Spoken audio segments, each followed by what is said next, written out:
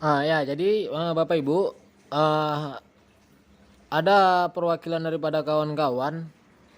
Mereka menanyakan kepada kita bahwasannya, Pak, kalau misalnya tidak lolos KYC, apakah bisa mainnet? Nah, ini yang harus sama kita pahami. KYC itu adalah salah satu proses biar supaya kita di mainnet ya. Jadi memang itu merupakan syarat yang paling penting gitu. Nah, jadi mungkin Bapak yang bertanya kemarin terkait informasi kita di beberapa hari yang lalu bahwasannya beliau menanyakan proses kalau tidak lulus KYC apakah bisa di mainnet itu. Nah, jadi memang perlu sama kita ketahuin KYC itu adalah salah satu proses agar kita di mainnet gitu. Jadi ya kita kejar dulu proses KYC-nya gitu. Dengan syarat apa gitu? Syaratnya yang pasti adalah semua data perlengkapan yang dibutuhkan untuk proses KYC itu dilengkapin gitu. Agar kiranya proses pendaftaran kita di KYC lolos dengan mudah, cepat dan tepat gitu. Tidak ada kesalahan apapun gitu. Makanya harus teliti Bapak Ibu. Nah, hari ini memang core team betul-betul menseleksi mana yang cocok dan pantas jika itu untuk diloloskan KYC gitu. Nah, jadi memang kepada Bapak tersebut ya, agar kiranya lengkapi dulu gitu. Lengkapin dulu persyaratan KYC itu apa, yang dibutuhkan apa gitu. Jadi harus dilengkapin dulu gitu. Nah, kalau sudah lengkap coba nanti didaftarkan, dimasukkan lagi gitu. Nah, artinya memang semuanya itu perlu proses ya, tidak bisa sesimpel mungkin dan tidak semudah mungkin kalau mau jadi sukses itu gitu. Harus ada banyak road perjalanan yang harus kita lewati gitu. Nah, sama juga seperti kita kan juga melewati banyak-banyak halangan ini, hambatan itu gitu. Jadi semua dilewati gitu. Nah, jadi itu untuk buat Bapak tetap semangat. Jangan pernah putus asa, terus saja tambang petirnya, klik. Jangan pernah merasa jenuh, nggak usah, biarkan aja semua berproses gitu. Proses KYC didaftarkan, klik petir juga dilakukan gitu. Jadi semuanya berjalan bersamaan gitu.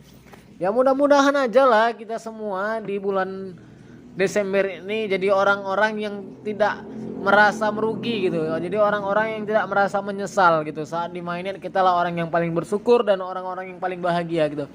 Nah juga kemarin ada yang menanyakan tentang Pak, kalau mainnet apa yang bisa kita lakukan? Wah banyak gitu. Kalau mau mainnet $100 aja ya mungkin banyak lah kawanmu gitu. Banyak lah kawan kita ya. Karena bukan apa, kawan itu kalau kita banyak pasti datang gitu ya. Itulah. Jadi kalau misalnya mainnet nggak usah ditanyakan lagi kegunaan untuk apa gitu. Tanya aja lah dirimu untuk apa uang tersebut. Nah itu dia. Nah jadi ada juga pertanyaan, Pak, kalau lolos KYC tapi nggak di mainnet itu kok cemana ya katanya. Apa saya terus nambang koin, terus klik petir setiap harinya? Nah, jawabnya simple gitu. Hari ini semuanya memang masih berjuang gitu. Semua berjuang mainnet gitu. Semua berproses. Ya nggak ada masalah. Karena bukan apa ya. Di awal sudah pernah kita sampaikan bahwasannya kita tidak pernah menggunakan biaya. Cuman waktu aja ya, paling ya sekedar paket lah gitu ya, biasalah itu gitu, semua aplikasi juga seperti itu. Nah tetap lakukan aja gitu, nggak usah pernah berpikir, anggap aja mainan itu adalah bonus kita semua. Nah jadi nggak punya beban dia ya. Jadi ingat, anggap aja mainan itu adalah sebuah bonus kita gitu. Itu pertanyaan buat Bapak. Terus ada ibu di Tangerang kemarin menanyakan kepada kita juga, Pak katanya, kalau misalnya KTP-nya tidak sinkron ya, maksudnya KTP dengan nicknya itu ada yang salah gimana gitu. Nah, ibu langsung kejarkan semana administrasi kelengkapan penduduk ibu melalui kartu keluarga dan KTP itu harus disamakan, disinkronisasikan. Ibu berangkat aja ke dinas Dukcapil ya, ke catatan sipil, itu harus dibenarkan gitu agar proses KYC nanti mudah gitu. Itu ya Bu ya. Ibu yang di Tangerang, agar kiranya data pribadinya itu dilengkapin lagi ya Ibu. Oke. Nah, terus terakhir pertanyaan daripada anak sekolah nih. Anak sekolah kemarin di Bandung. Bilang, Mas, kalau misalnya kami anak sekolah ikut seperti ini, seperti tambang koin gini, apakah bisa dimainit juga? Apakah, karena kami kan belum punya KTP katanya. Nah, itu tidak masalah sih. Memang salah satu KYC itu menggunakan KTP. Tapi ingat, ada kartu pelajar yang menyerupai hari ini, kartu pelajar. Terus ada kartu KIP dia.